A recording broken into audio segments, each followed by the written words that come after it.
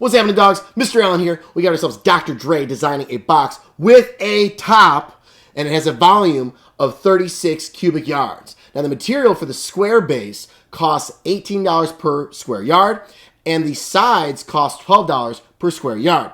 What dimensions should the box be to minimize cost? So there's a couple things that we just found out. One, it's got a square base.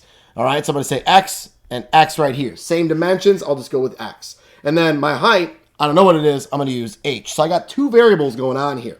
So, well, my volume of this box, let's see here, my volume would equal X times H, right? Length times width times height. So it'd be X squared times my height, right? That's my volume. Now, do I know what my volume is? Yes, it's 36 cubic yards. So 36 equals X squared times H. We're going to put a pin in that for right now, right? I might come back to it. Spoiler alert, I'm coming back to it. All right. Now, what about my area, okay? My surface area. So my surface area here is going to equal X times X, which is X squared for the base and its top. So that's going to be two of those, 2X squared. And then my sides are all X by H. How many sides are there? There's 4. So I'm going to have 4 times X times H. So that's my surface area function. No, sorry, surface area equation. I need to get it into function form in terms of one variable. How can I do that? Well, if I want my area as a function of X, I got 2X squared. That's all Gucci, right? That's all Gucci. And then I got plus 4X, but that pesky H. Perhaps we can come back to this bad boy right here, as I already had said. Hey, we're going to come back to that. All right? And divide by X squared. So divide by X squared, divide by X squared, and now I have H equals 36 divided by X squared. Look at that. I can substitute that bad boy in for H. I got 36 over X squared. Now I have myself a beautiful area function as a function of X. All right, I'm going to clean this thing up. All right, so now I got my area function all cleaned up here, but I need to factor in the cost here, don't I? Because it says, what dimensions should the box be to minimize cost? So we need this particular volume. We want to pay the least amount of money possible, so we got to figure out the dimensions that would do that. How are we going to do that? Well, let's see here. It costs $18 per square yard for the bases, right? Well, that would be this guy right here. So what if I did this? I'm going to say my cost as a function of X is equal to, well, it's $18 for my bases, right, per square yard. And then I would have $12, so plus 12, and that would be for my sides, which we know is 144 over X. So this is why I like to keep my functions separate here in this particular style problem, rather than getting a common denominator and putting it all into one, because I'm going to use each individual part, my bases, my sides, right? I'm multiplying them by the cost of each one, right?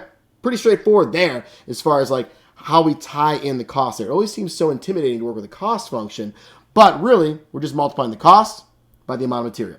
All right? Cool. So now we can either clean this thing up or just type it into our calculator as is. I'm just going to type it in like that, man. Why clean it all up, right? So I got 18 parentheses 2x squared, close them, plus 12, and then parentheses 144 divided by x. Now, I'm going to need to adjust my window. And I got mine set with an X max of 20 and a Y max of 3,000. So let's go ahead and hit graph. And I have a portion of a rational function that's graphed here, right? I'm only looking at my first quadrant, really, because that's where my dimensions are going to be positive, my costs going to be positive, all that stuff, right? The stuff that makes sense in the context of this problem. So I want to figure out the dimensions that minimize the cost. So I need to find my minimum of this graph. Hit second calc. I'm going to arrow down to minimum, which is option 3. I'm going to get my left bound. Hit enter. Let me get my right bound. Hit enter. Hit enter one more time. And I get a minimum of 2.8844. So x equals 2.8844. Now, it also has a y value there. My y value is 898.596, so 60.